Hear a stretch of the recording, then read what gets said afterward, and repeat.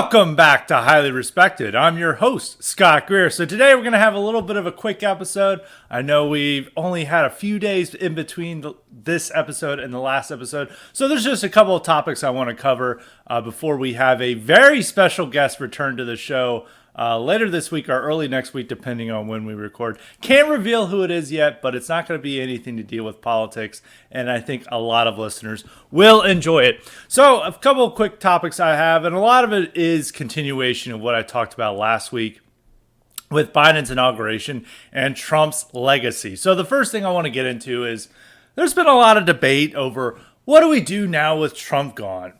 Some people say we need to totally ditch Trump, that Trump is finished, that Trump is bad, Trump is a grift, Trump is, so odious that we have to put him behind and we have to focus on something new.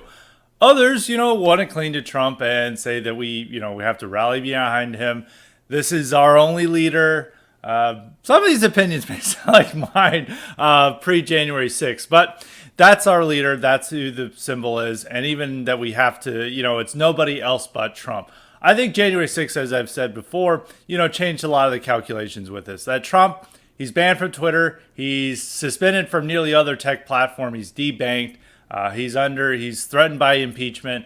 He's in a very weak state. And this is probably, it's going to be very tough for him to get out from under what he's going to be going through in the next 4 years. Going to be tons of lawsuits. Possible criminal investigations. There's going to be a lot of troubles for Trump, and he's not going to be able to directly communicate with his people. And, his stature was diminished in some regards by what occurred on January 6th. So that has changed. But that has encouraged some of these people who are very, want this Trumpism without Trump. And even in a lot of ways, it's like Trumpism but anti-Trump. Is that we are, we're having a similar agenda, it's really the exact same agenda that Trump campaigned on in 2016, yet we're very anti-Trump for various misdeeds he did throughout his presidency. And yeah, as I've said on the show, there's a lot of things Trump did wrong. Criminal justice reform, bad. His pardons, bad. His initial response to the riots, bad. His personnel decisions, such as hiring people like John Bolton and others, bad. At the end of the day, a lot of that stuff is more minor things. It's not what he's going to be remembered by. The media is going to remember him as this great xenophobe who restricted immigration and harmed our lovely non-whites. And this is his legacy going to be forward. And, you are looking, people want to look at these weeds and say, aha, this is another reason why we should hate Trump. But, the average person who's a Trump supporter likes him for, this mythos he built around him, as this one guy who would stand up for middle America, as the one person who would try to do something about immigration. And he did do positive things about immigration. As I pointed out, legal immigration was reduced by nearly 50% under his administration, and people want to finger wave. It's like, oh, that's not true, and then they will post numbers that showing it did diminish. Refugee numbers went down from what was going to be slated for 100,000 per year to 15,000 per year, and that does have a significant effect on many communities across the country, because a lot of these communities, small rural towns, such as, there's several towns in Maine who have been suffered under refugee resettlement. And, there's even random towns in rural Tennessee where they send these refugees because they choose the cheapest cost of living areas to send them to. And they'll demographically transform these places overnight due to Somalis. But due to Trump's efforts, he has limited that. So that's nothing to say that's nothing. And, before this, as I continue to repeat, there wasn't really anyone there. There's no real alternative. So Trump is, for better or for worse, the symbol. Trump being a symbol doesn't mean we embrace everything that Trump did. I, of course, oppose his criminal justice reform policies. His pardons were terrible. The platinum plan for blacks, that's not necessarily what we're going to remember him for. We're going to remember for what he did on immigration, what he did to combat leftist historiography. Even though the 1776 Commission was really terrible and stuff, he still went after critical race theory, and that was, in effect, going after diversity training in the government. And he could have done a little bit more, and it looked like he was going to do more in his if he got a second term. Those are one of the efforts. His war on political correctness, the fact that he didn't start any new wars and was, the only thing stopping more aggressive foreign interventions. Those are the things to remember for. Trade protectionism. There's a lot of good things to remember Trump for, and that's what he's going to be a symbol for. It's going to be what his 2016 campaign agenda was. And I think, getting held up on all of his errors and mistakes, yeah, we should know what he did wrong. And, in the future, when we have somebody like Trump come along, we should remember those examples and correct them for the next time that something like this occurs. Personnel. Key problem with Trump is that if he has good people around him, if he's, not trying to pander to groups that are never going to vote for him, that's somebody who can build on, what Trump did right and wrong and then be a more successful president. So, those we can learn from them. But I think to go totally hostile to Trump, you're alienating the 90% or so Republicans who still support him. You're alienating the people who are currently blowing up the phone lines for all these congressmen and senators, telling them to kill impeachment. And, that support is not going to go away. You're not going to convince these people by saying like, oh, look at Kodak Black. Look at this guy he pardoned. And they're like, oh, wow, I'm totally anti-Trump now. No, those people are still going to stay with Trump. And no matter what you show to them, they're still going to stick with him. And yeah, Trump is in a weakened state, but he still has his stature among his hardened supporters. The real and probably the big real reason to stick with being pro-Trump is that in the growing GOP civil war, Trump is going to be the dividing line between whether you're pro-Trump or pro-McConnell. There's not some anti-Trump side that believes in everything that Trump campaigned on in 2016, but, realizes he's a grift and he hates all these figures that are around him and he's just tired of Trump and he's going to be an anti-Trump nationalist and somehow he's going to sweep through the GOP. That person doesn't exist, and still the dividing line in the war is going to be over Trump. And the pro-Trump people, and yes, during his 4 years in office, there were tons of terrible people who were pro-Trump, who presented themselves as Trumpists, who were anything of the sort. There was people like Elise Stefanik, who huge immigration booster, huge neocon, who just during impeachment decided to defend Trump. And all these people are like, oh, she's really America first. She's not at all America first. And there were several other candidates that Trump endorsed, such as Roger Marshall in Kansas against Chris Kobach. He didn't endorse him against Chris Kobach, but he did support his Senate campaign, and he didn't back Chris Kobach. And he did that just because, the establishment told him to support these people. And there were several other cases of this. But now that the establishment hates him because it's controlled by Mitch McConnell and, Liz Cheney and others, they've set their sights, we're totally opposed to Trump. And that's their message. We want to vote to convict him. We want to remove him from public life. We'd never want to hear about him again. He's probably not likely to endorse terrible establishment candidates. There's still a chance. There's still a chance of that, unfortunately. But the people he's really going to show support for are those who are die-hard Trump supporters. People like Matt Gaetz, people like Paul Gosar and Mo Brooks, the people who really take a risk to support him and say, I'm 100% behind Trump. Because now there's a little bit of a risk to be pro-Trump because you're going to earn the ire of Mitch McConnell and the NRSC and the other vestiges of the Republican establishment. So now you are, before everybody wanted to be pro-Trump. Now it's just the ones who actually will campaign on his agenda and actually fight for those policies in Congress who are likely to try to earn Trump's endorsement and his support. And Trump is going to go after a lot of these establishment figures. He is hoping to use this threat of a third Patriot Party, which, as I talked about last week, is a joke. Trump, even a third party led by Trump cannot succeed. Actually, because it's led by Trump, it probably ruins his chances of success due to his deplatforming and the fact that he's banned from Stripe, which is one of the top payment processors in the world. So it's not going to, there's several reasons why it's not going to take off, as I explained last week. But he's trying to use this threat as a reason to get Republicans to vote against his impeachment and to support him during this process. And I think a lot of these people may say, well, whatever, I'm going to vote for him, damn the people, they'll still stick with me. And that's Mitch McConnell's calculus, is that Trump's base is so, they don't really have any agency. If they cut off the leadership, they'll fall behind and just care about corporate tax rates, and that's it. And they can go back to business as normal. And thanks to impeachment, they can have that reset. That's their thinking.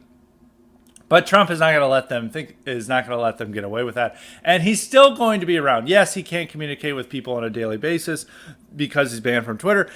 But on an aside, he may be allowed on Facebook. It's not likely, but there's a New York Times article saying that there's this board that's composed of all these globalists from literally around the world. And they may let Trump on it. It's a chance. I don't know if it's that great, because Zuckerberg himself may not allow that, because he knows that he allows Trump back on, that Biden is going to come down hard on Facebook. And Facebook is the number one target of Democrats in the Biden administration. Whenever Biden talked about revoking Section 230, he was thinking about Facebook. And they continue to think wrongly that Facebook is this mass source of terrorism organization and misinformation, and everything bad going on in the world is due to what's posted on Facebook. And, allowing Trump so soon to come back on may trigger that. I think if they wait a few more months, maybe 6 months or so, then maybe it won't be that much of a big fuss. But if he comes back on Facebook, that's huge, because then he can communicate with his base and, tell them who to support, give his opinions on things, and possibly shape public policy in a way that he can't without having access to these platforms. So that could change the calculus that maybe the Twitter ban isn't the be all end all. Even if he's still banned from tech platforms, he can still host rallies. His endorsements are going to matter. All those candidates be like, I'm endorsed by Trump, the other person isn't. And then he can give statements out, attacking these incumbents, people like James Lankford, who's really terrible on all the issues we care about. Lisa Murkowski, who's going to be up in Alaska. Recently, they announced Rob Portman, who is a total establishment hack, is announced his retirement. He's not going to run again in 2022, so we could get a America First person in there. So there's many opportunities going into the midterms, and really the Civil War is going to be over about Trump, and the people who agree with our issues are going to be on Trump's side, and the people who oppose our ideas are going to be on Mitch McConnell's side and the establishment. There is not a third position where you can be anti-Trump and a nationalist within the GOP Civil War and somehow going to win seats, because basically by taking that position, you alienate both sides and ensure you won't go anywhere. So that's something to consider. I think we do need to be on the lookout for grifters and people who don't genuinely support America First policies, glomming themselves onto Trump. But I think there's less risk of that now with Trump's departure from office and the fact that he's censored, and the GOP establishment wants to go to war against him and his legacy. So you do have that to consider, but I don't think it's that much of a risk.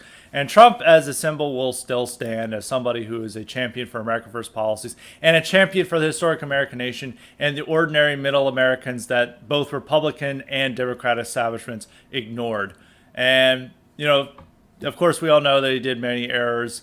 He wasn't perfect, but it doesn't matter. There wasn't really anyone before him, and there's still no alternative around him. So if you're going to build a political movement, you need a new figure to build it around, and there is no new figure to build it around. And even when Tucker, people want to suggest Tucker, and I've already suggested that Tucker's going to be an important figure going forward, but Tucker Carlson is not going to go against Trump in these elections. He's not going to be like, oh yeah, what?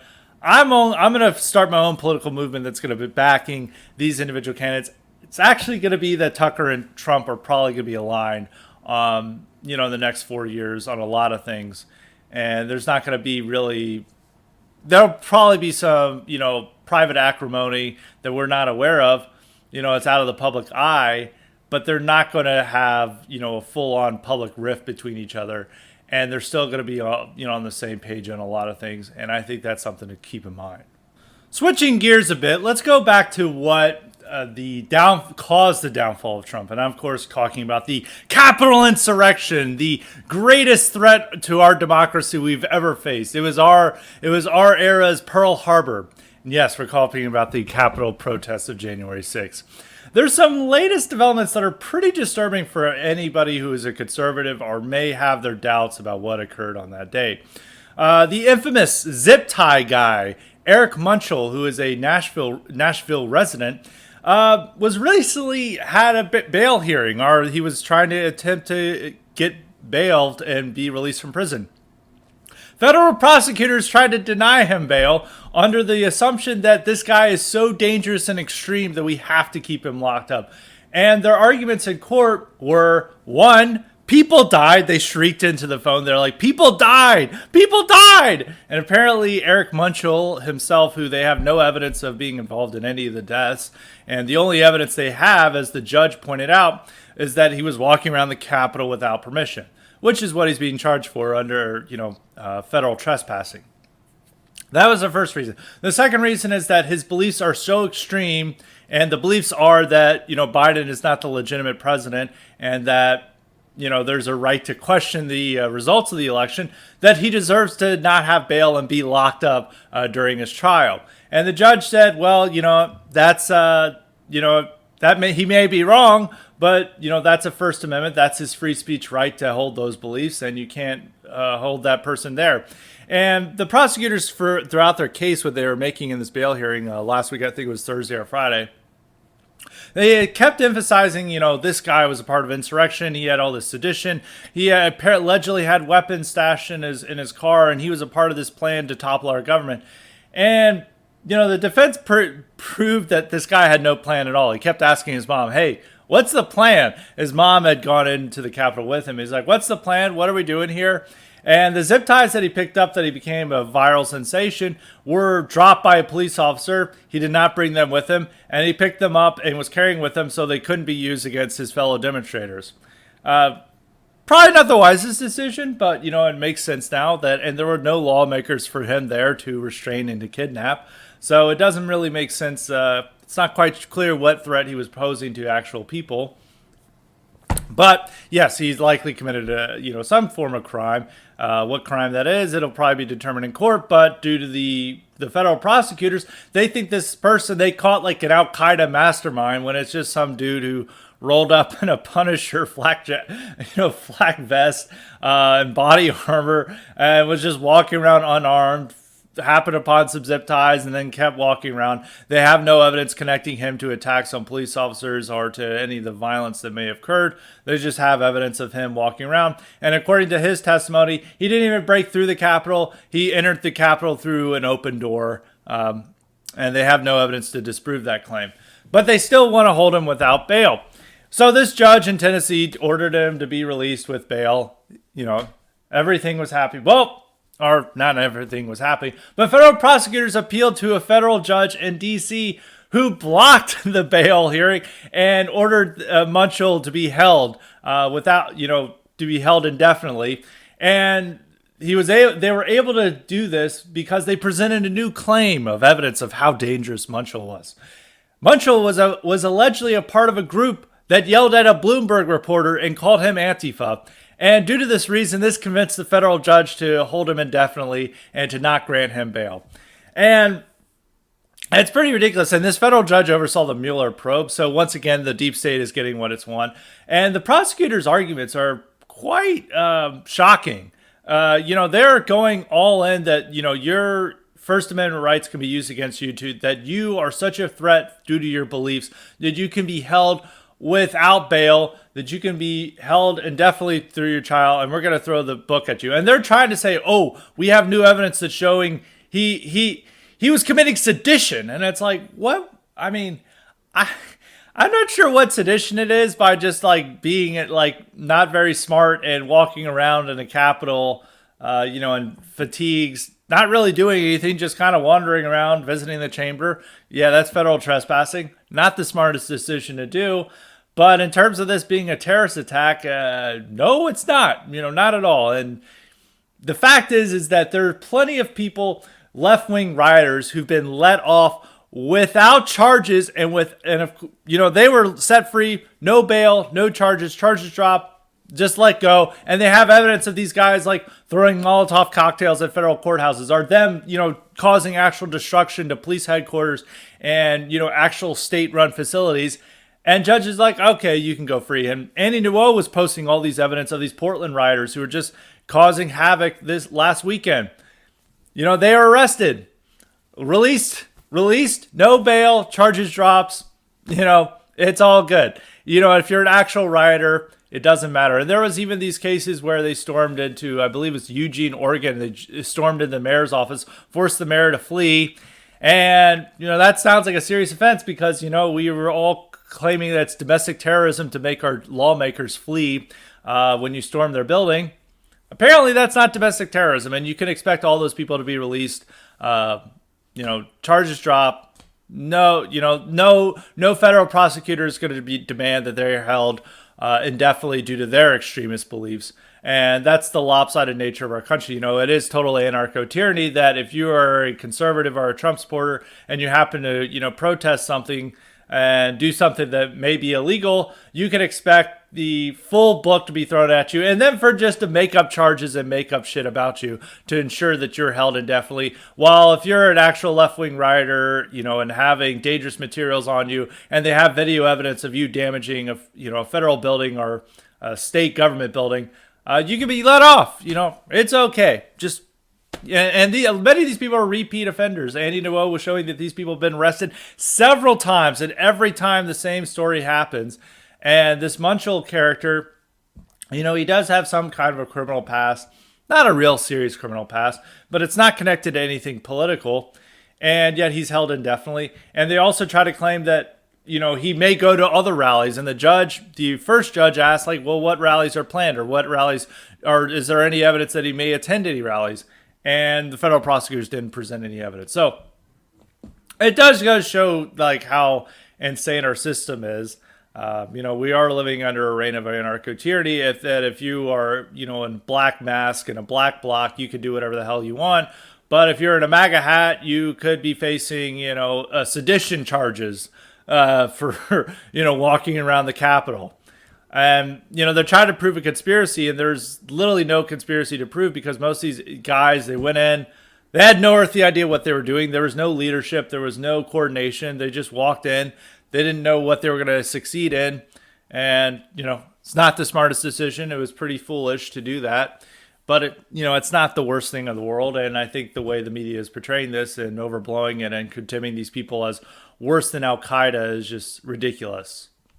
And it's not just Munchell that they're doing these type of ridiculous things to. There was a Kentucky man who was in a viral video talking about how we're going to send the lawmakers a lesson. They need to hear us.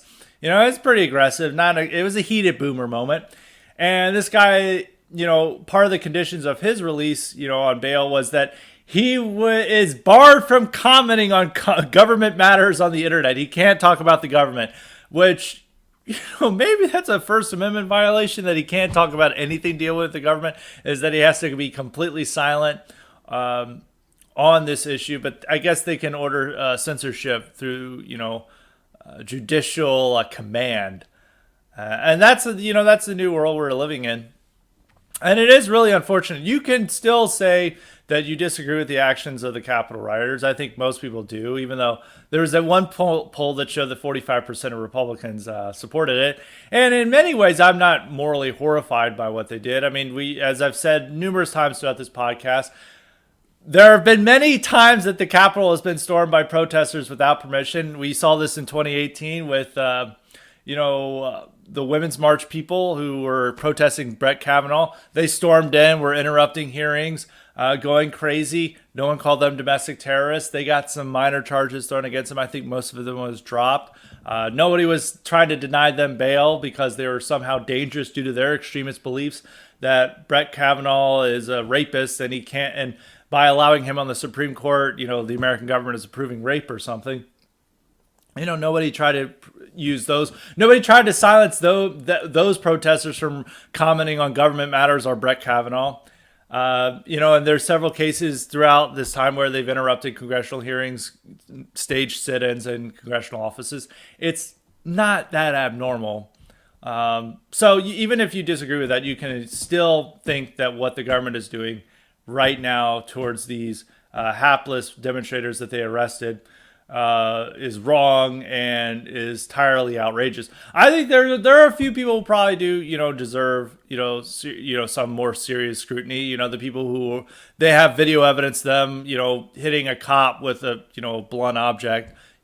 Yeah, that person probably does deserve more greater scrutiny than the QAnon shaman who just walked around in animal gear. That no sign of them committing any serious violence or anything of really criminal outside of federal trespassing, but they're all in the same boat and they're all terrorists.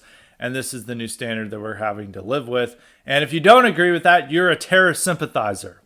There is one strange development that's come out of the riots, and it's very odd, is that there is a certain element of right-wingers. Some people accuse them of being Wignats, and it's not all Wignats, but a lot of them are very vocal on Twitter.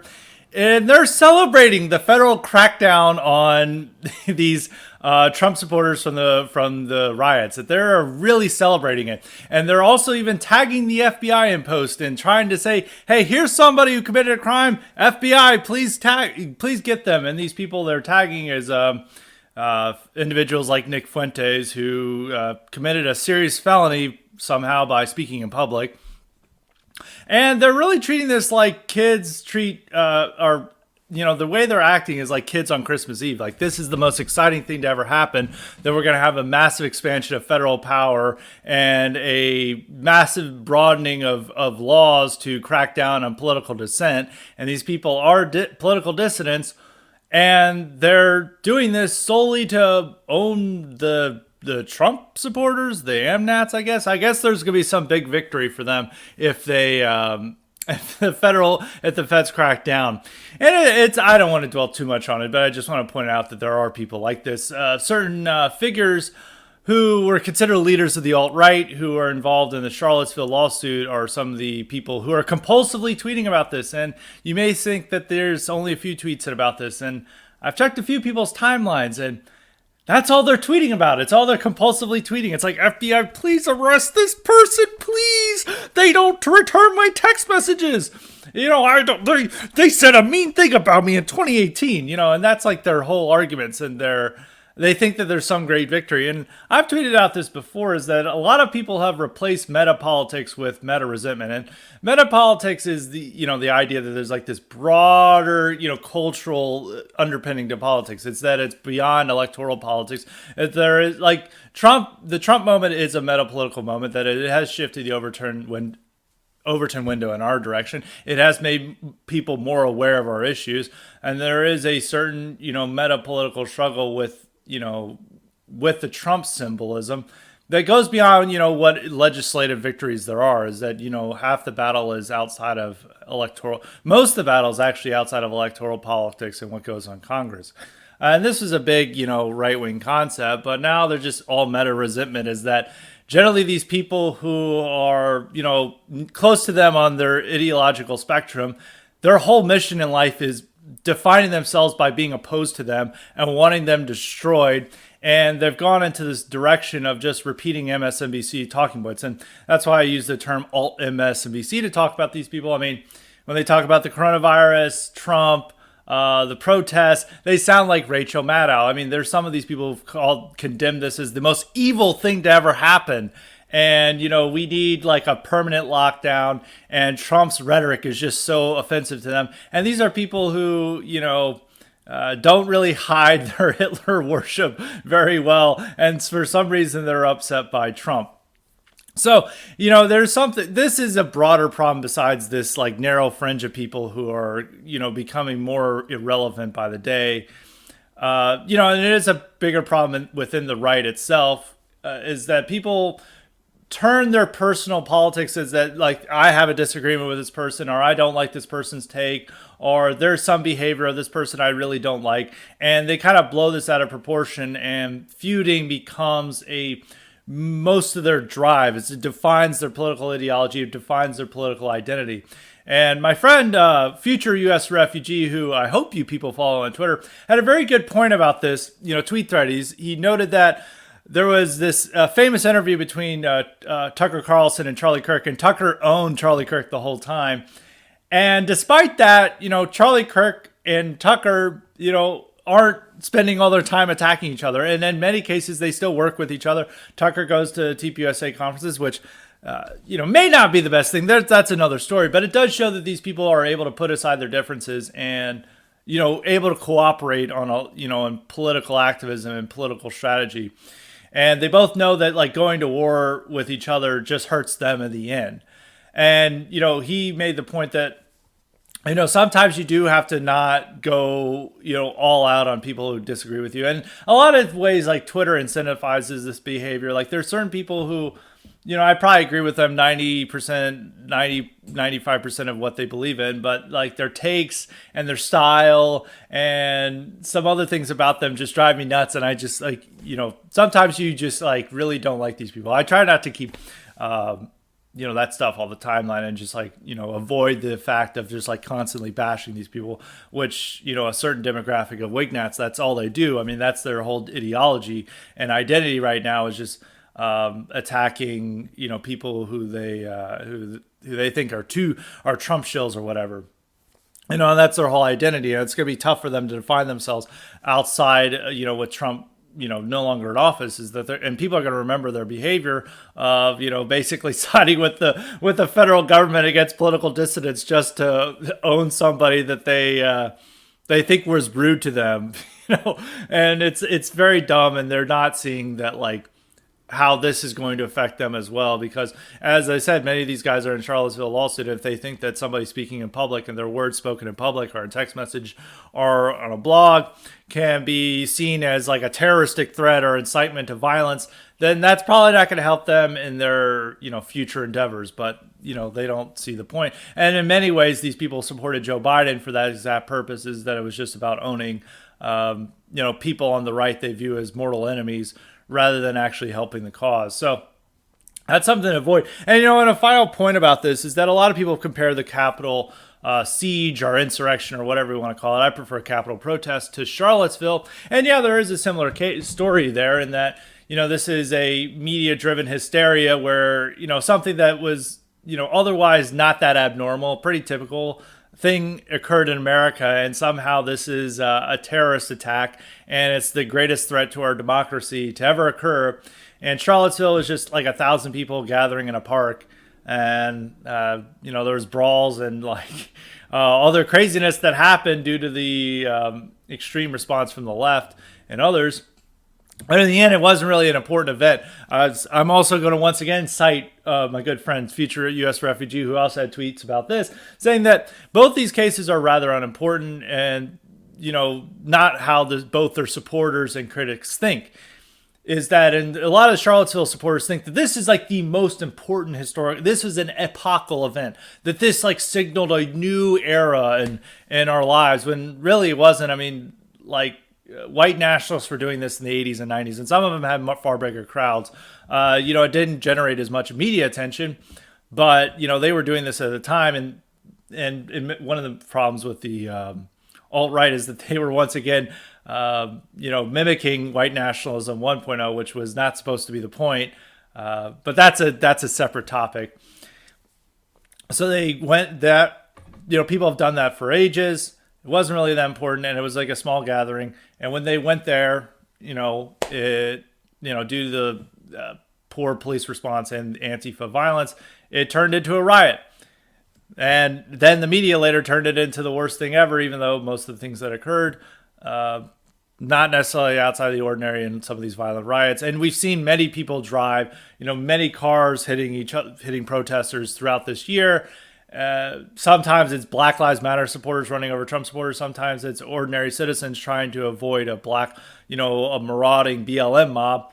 And, people don't see this as the worst thing to ever occur. I mean, and Joe Biden based his campaign, said that the impetus for his campaign was Charlottesville, which, gives it a greater importance than then really, if you look at it in the greater scheme of things, it's not really that important. So in that case, in that it's media-driven hysteria and elevating these cases that are not necessarily that unprecedented or that abnormal to terrorist attacks is very similar.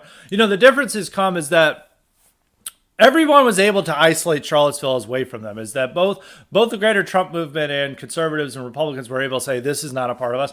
And in general, they could say that Trump's rhetoric encouraged it, but as much, there's a much greater distance. And also the alt-right at the time was, in one of their not necessarily smart strategic moves, was trying to distance itself from Trump and trying to say we're anti-Trump.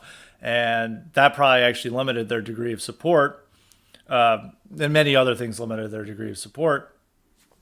So it didn't have this. And with the Capitol riots is that the whole Trump movement, all 75 million voters are being attached to it. I mean, they are trying to go after all Trump voters. They're wanting these, volunteer Stasi to report their neighbors for possible Trump extremism. So it is being used to associate with them. And also is a far larger crowd at the Capitol. And these people were representative of a larger degree of middle Americans compared to, the Charlottesville. So there are differences, but it is similar in that, these are relatively, the Capitol protest would have been a newsworthy event. I don't think Charlottesville would have been a newsworthy event, if it had occurred like 10 years ago.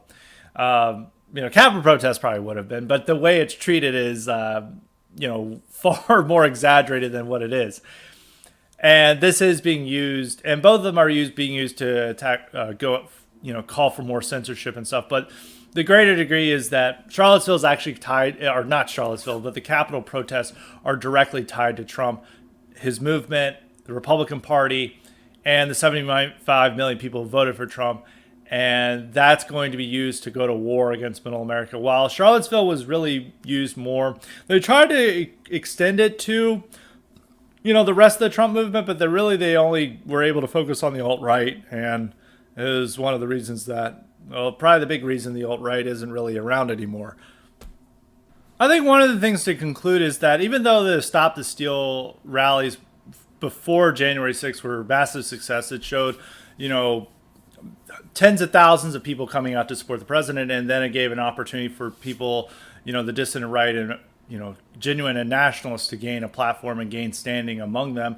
I think rallies, they always tend to end up bad for the right in America for whatever reason, just because the media, if any type of violence or aggression occurs, the media is able to portray this as like stormtroopers marching through American cities, ready to destroy our democracy. And they're able to build a type of hysteria that they can't do with the left. I mean, and also now we have the federal government, even though it began under Trump, but now it's going to be accelerated under Biden, can really clamp down and crack down on these people and send these people with federal charges, which it's not the case with Antifa, as I was saying before. There's a difference in degree. So I think under the Biden thing, you have to be much more careful about these protests and rallies. I think January 6th in Charlottesville, show reasons why that this is happening. There's unwise that if anything goes, in a direction that the media can say, oh no, this is an attack on us. It's going to be used to wage a massive crackdown on the right. So people have to be careful about the rallies. I don't, recommendation, don't go to a protest or, for at least the next year, unless maybe it is, unless the circumstances really change. But I think people need to be more careful about that going forward. We unfortunately live in a society where we don't have the luxuries that the left has. And I think a lot of people were like saying, the Black Lives Matter and Antifa get a lot due to rioting. It's like, yeah, because liberal elites are on their side. And our elites, if there's any, are weak and cowardly, Republican conservative elites, and if there's like any sign that they're going to lose their respectability, they're going to throw everyone under the bus. So, aggressive demonstrations don't necessarily work for our side. It is like, and I said, in podcasts earlier, is that, I don't necessarily want to condemn, morally condemn the Capitol rioters as evil or anything like that. Because there is like a degree that, I said this during the lockdown protests as well, is that it is good that these people are willing to break the rules and, not necessarily demonstrate for their beliefs in a more assertive manner than they would have in the past. And, that does show that they're not going to take dispossession lying down. At the same time that any resistance is shown, the federal government and the elite culture is able to, wage a full-on suppression that they're not going to do against the left. So it's just something to keep in mind going forward. Now on to an element of Biden's inauguration that I briefly mentioned on the last episode, is that when Biden cited something from St. Augustine, my saint of my church, as he was saying. And he also said a few other things that tried to show off that he's a devout Catholic. Now, when I said this is like, the liberal media is going to go in and like, he's just so Catholic. He's just a devout Catholic. And they're carrying this on. As I've really hitting on this concept of room service journalism, that they're just bellhops. Biden administration rings the bell and they deliver. It's like, here's the news article. Here's the puff beefs you ordered. Here's this easy question about what's Biden's favorite ice cream. And they'll just okay, and please give us a tip. And it's like, here's some stupid question that doesn't give you a news story. Oh, thank you, Biden administration. And they carry this on. It's like there was a question given, I think it was by a conservative media outlet, talking about Biden's abortion views. And Jen Psaki just said, well, he's a devout Catholic, and that's all I can say about that. And the media is like, oh, yes, devout Catholic. And there's even a New York Times article saying that his unorthodox Catholicism is much like Pope Francis's, and it draws the same ire and anger from conservative Catholics, even though Pope Francis, for his many liberal traits and discrepancies from traditional Catholic teaching, is still firmly opposed to abortion, while Biden opposes any restrictions on abortion. And that's one of the key political advocacy topics for the Catholic Church, and Biden falls on the opposite spectrum from it. But they'll still continue to write this and, comparing him to Pope Francis. And I'm sure much of the Catholic hierarchs are still going to be friendly to Biden and appreciate that he's only the second Catholic president in United States history. And they'll still find these reasons of him citing some hymn or alluding to St. Augustine or maybe Thomas Aquinas. And they'll be like, oh, genuine Catholic in the office. What was most hilarious were conservative Catholics who, like Ross Douthat and others, who felt that Biden, was a really expressed Catholic faith by citing St. Augustine. And there's even some people, I joked, they're going to see him as the harbinger of integralism.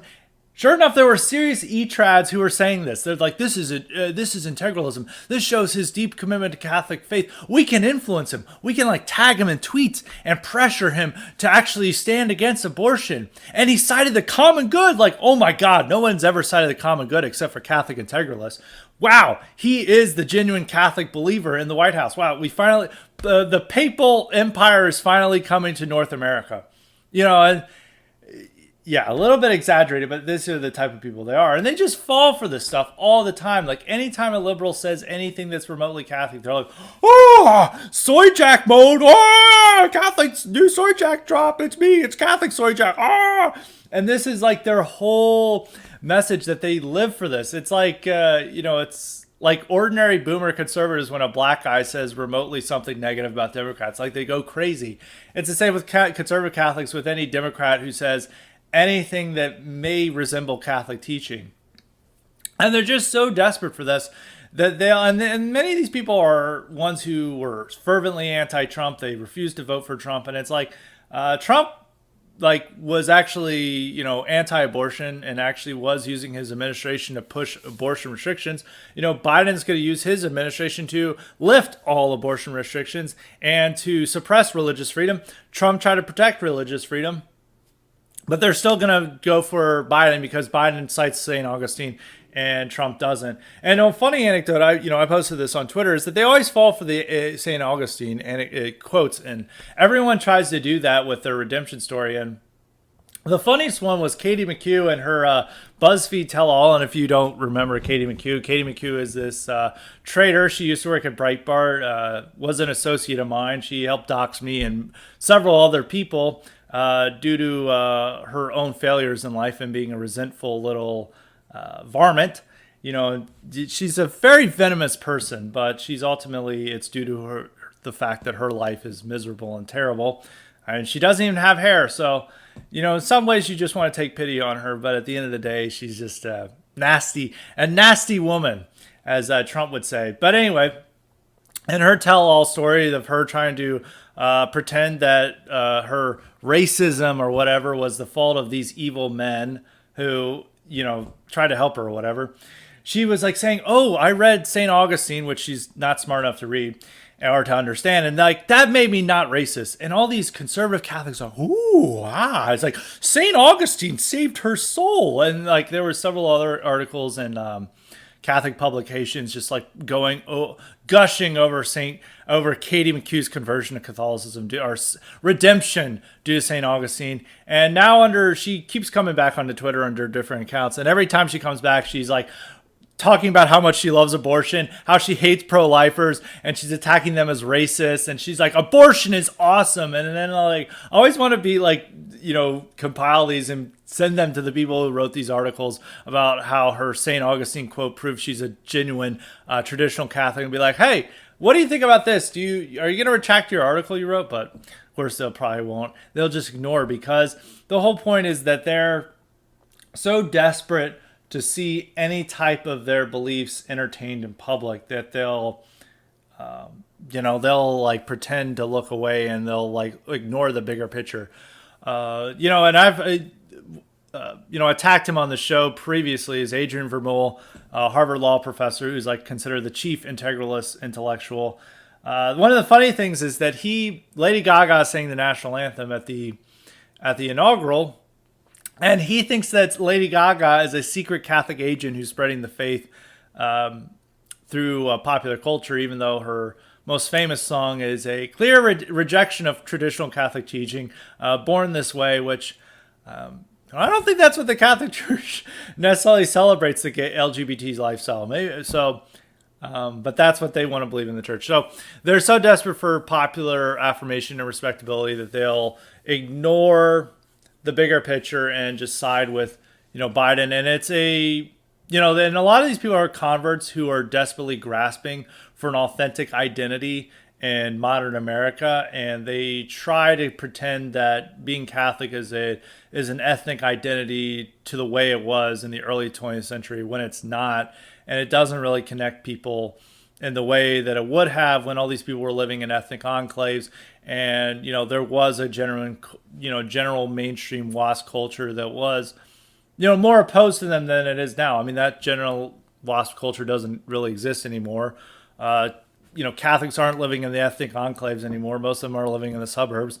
And most people just treat Catholicism as like right now it's the conservative middle class faith of choice. It's not necessarily an ethnic identifier. But these people want to, grasp onto it and elevate it. And that's why they want to like Biden, because they see him as like their co-ethnic, as their co-religionist, as that this is like he shares our identity, when really there's nothing that they share in common anymore.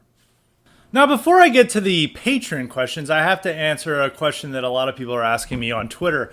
And this just broke while I was recording, is that J.D. Vance may run for the Ohio Senate. And as I was saying earlier, is that Rob Portman is not running for re-election in 2022. So that opens up a lot of possibilities for everyone. It's an open seat. Everyone's going to run for it. So everybody wants J.D. Vance, and they're like, he wrote Hillbilly Elegy. He's like a nationalist. He spoke at the National Conservatism Conference. He's like moving beyond the free market economics. He hates libertarianism. He's a converted Catholic. He's based. And then like all these people say this, and like J.D. Vance, as I said, would be a terrible Senate candidate. And people are asking me like, why do you think that? It's like, well, one, he wants to advance nice guy Trumpism. And the previous embodiment of this was Josh Hawley. But Josh Hawley, after January 6th, can no longer represent nice guy Trumpism, because all the people who are trying to maintain the respectability, the American Compass people, Orrin Cash, Julius Krein, Ross Douthat, these individuals, they can't. Well, Ross Douthat was already anti-Trump, but he was very he liked Hawley.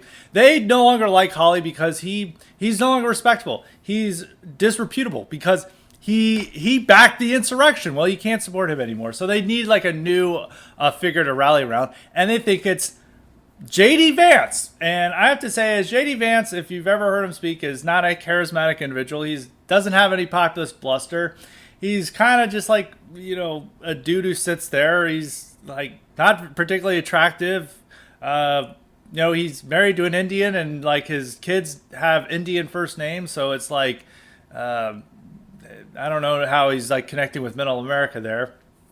And so he has, but those are like, you could be like, well, that's his family, blah, blah, blah. There's other things. He's like good ideologically. He's like, well, no, he's not. He didn't vote for Trump in 2016 or 2020. So how can this person like see himself as representing Trump's America when he didn't even vote for Trump? And he did this because Trump is is not respectable. He can't back someone who's not respectable. This is somebody who's not going to take positions that are going to get him in trouble or controversial. And they're going to eat this guy alive, because they do really go after Vance in a way that is really outrageous. Anytime he brings up birth rates, they're like, white genocide guy coming in. And it's like, and then every time he's like, I have 9 white kids. And they always ignore that. And so anytime he brings up birth rates, they talk about white genocide, even though he's clearly not talking about that. And little thing that he may say, they always like claim J.D. Vance is a white nationalist. And J.D. Vance, unlike Trump, doesn't roll with these punches. He gets really upset, and he doesn't have any of the populist bluster or the bombastic rhetoric that Trump did. And he's not a captivating figure. And he would just run on an agenda that was totally approved by Rod Dreher and Ross Douthat.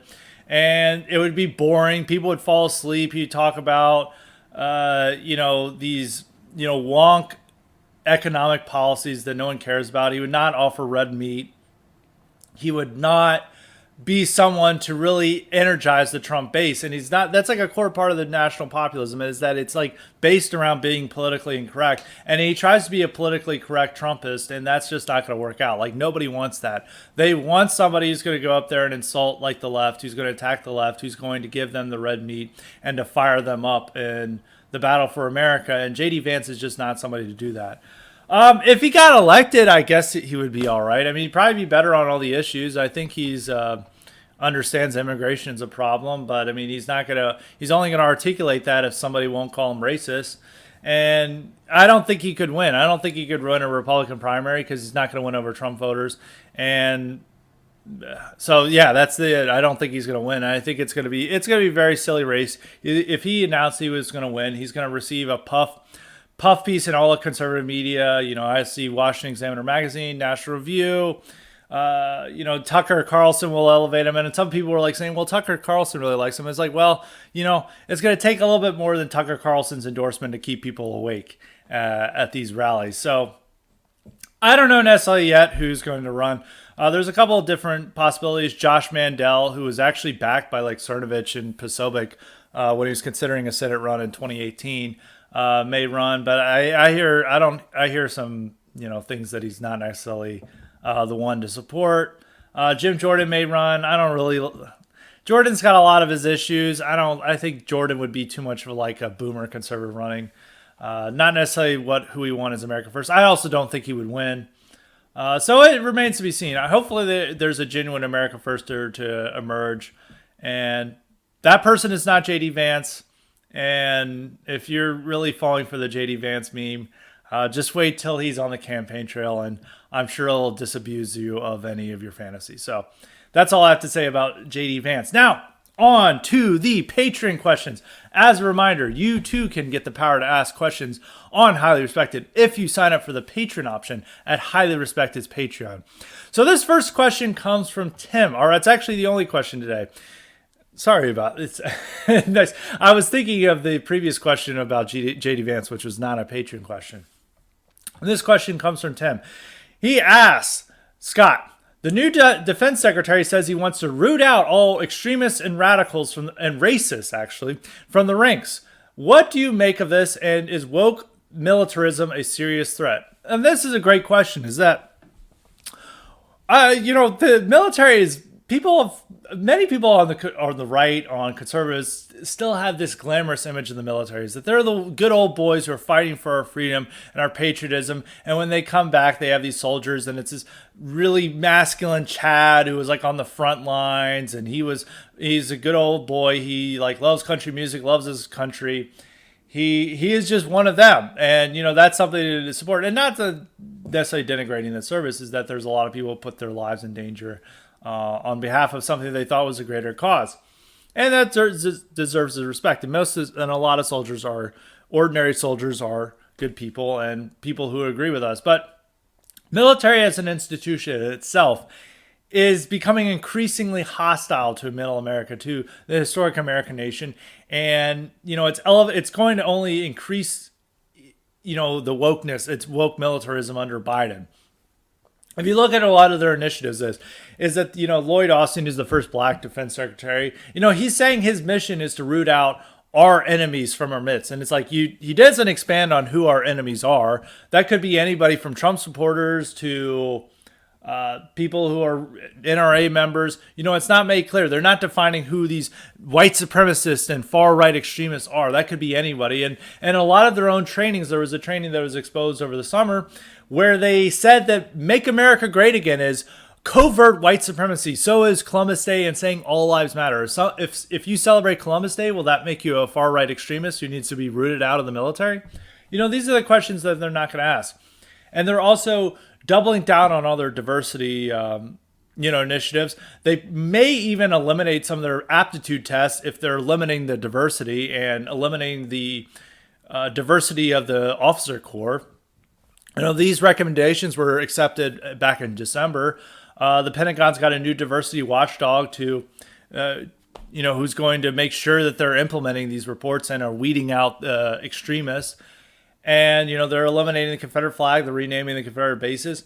And it's not really, something that is upholding the values that Trump's America believes in. They are imposing the values of Biden America on these ordinary soldiers who sign up for, good reasons, for noble reasons. Like they want to serve their country. They think it's a cool job. I mean, it's a lot cooler than other jobs. I mean, you get to fire weapons and go, overseas and fight for your country. I mean, that's generally most men respect that, but it's being used to program them and to push this diversity agenda on them that's ultimately harmful.